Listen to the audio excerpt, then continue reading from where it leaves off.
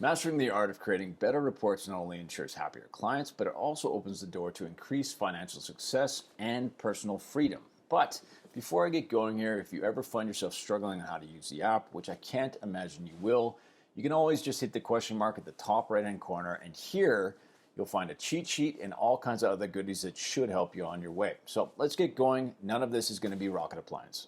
To start a brand new report, just hit the big red plus at the bottom of the screen. Now, make sure that you've got a fully charged battery or maybe even a backup charger, because a lot of us are doing 2 to 3 of these a day and you're gonna need some juice. Now, you can choose one of your custom templates or one of the many that come pre-tailored with this app. I'm gonna go ahead and just pick my standard template for the purpose of this demonstration. So what does every book need? It needs a cover. I'm just going to grab one from my gallery because it is way too nippy outside today and I'm not going out there. Now, you have an opportunity here. This is where you can make it a little bit more personal and memorable, or you can just leave it plain Jane. But remember, there is a high chance that this report is going to be touching many hands, so it's not a bad idea to stand out. Now, I think everyone likes coffee or tea, so I'm just going to go ahead and pop that guy in. Maps, pretty straightforward. Just grab a screenshot. This will give our clients some analytics of the surrounding areas like coffee shops, parks, and whatever else. Plus, it makes the report look pretty damn smart. One favor to ask though, please crop out all the garbage at the bottom like search and all the useless information surrounding the map at the top and on the sides. Remember, it's all about the details and this is your masterpiece. I'm not going to talk about the drop downs because we all know how to do that, but let's talk about this little black menu button in the bottom right hand corner of the screen. This is how we're going to be jumping around from chapter to chapter as opposed to taking the long scroll. So now that we're in here, let's pretend for a second that we've taken care of all of our chapters above, like roof, exterior, garage, attic, thermal, etc. And we're now heading into the bathrooms. So here we are. This is your roadmap like in every other chapter. It's the breadcrumbs for gathering information for your baseline. This is where you're proving your math, how you got your answer. It's your posterior protection, otherwise known as covering your ass, and triples for the very important context that your clients and agents need. So let's just pick a component like the faucet. I'm going to tap on the icon to launch the camera module, and normally I'd be taking a live photo here, but because I only have 2 hands and I'm trying to put a video together, I'm just going to pull it from the gallery. So now what? It's asking me for a rating. So you've got 4 choices here. You have satisfactory, which basically means it's in good working order this day. You also have attention, immediate attention, and not inspected.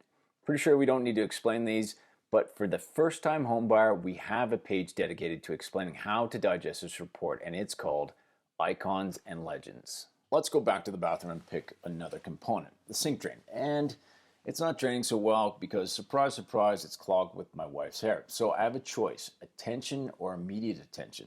That will be up to you, but for me, this really only warrants an attention rating.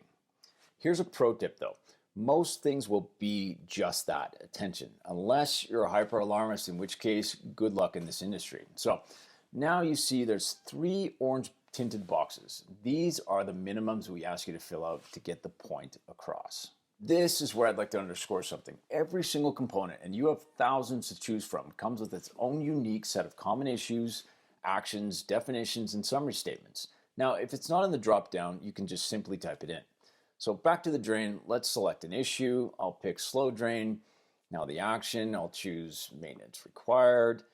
And finally, our summary statement. Now, there are more options like location, which can come in handy, trade, if you know the person who's going to take care of the problem, and rough idea of cost, like a Michelin 5-star restaurant, which I highly recommend you do not use when conducting a home inspection. So let's just do one more and jump over to the toilet.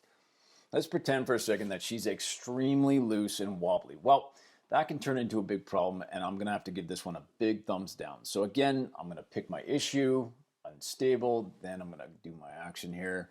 Repair or replace, I could pick further evaluate, and the summary statement that will tie it all together. It's really that simple. So let's go see where those 2 deficient components went to the summary. Once you're here, just click on the page. There's no more jumping around. You can just review and finalize everything from right here. So there you have it. As simple as it is, remember this is a very, very robust app, and this video is just the tip of the iceberg.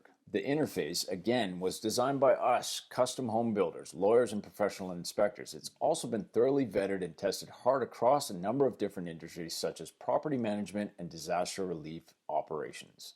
Lastly, our goal is always going to be to set the standard for simplicity, accuracy, and aesthetics, making component gathering and consumption straightforward to both inspectors and readers alike.